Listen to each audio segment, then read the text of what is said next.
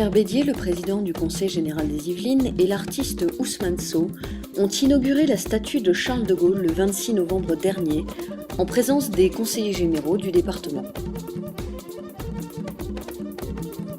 C'est dans la fonderie de Coubertin, à Saint-Rémy-les-Chevreuses, dans les Yvelines, qu'a été conçu ce bronze. Il est aujourd'hui dans la cour du Conseil général des Yvelines, à Versailles.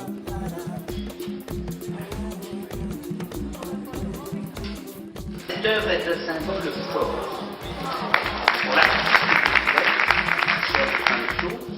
et pour ce que représente, à mes yeux, votre œuvre qui témoigne du lien essentiel, imperceptible et pourtant si profond, qui unit le continent africain à la France.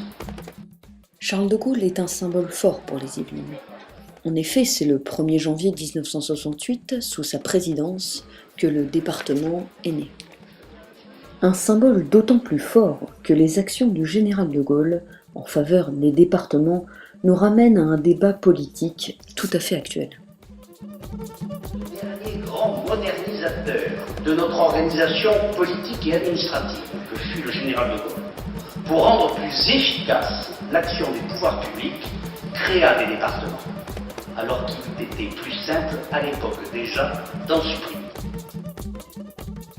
La statue du général de Gaulle fait partie d'une série dédiée aux grands hommes.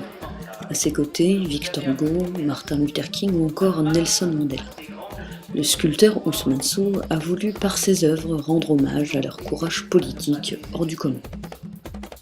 Sont tous, à leur façon, des hommes dignes et droits, des hommes libres et de tempérament, des hommes du refus face à la résignation. Cet anniversaire a été l'occasion pour le président du Conseil général des Yvelines de rappeler la place importante du département dans le paysage industriel et économique francilien.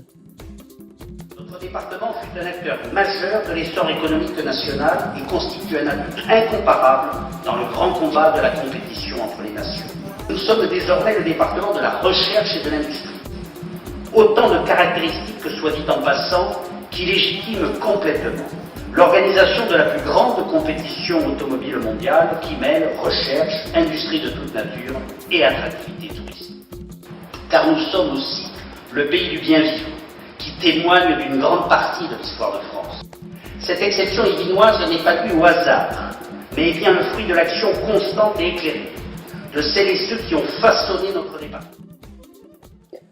40 ans de bons et loyaux services incarnés par une figure historique qui siégera dans l'hôtel du département pour que nul n'oublie les valeurs essentielles de la volonté, la liberté et la patrie. De ceux qui n'oublient pas ceux qui moururent pour sa liberté.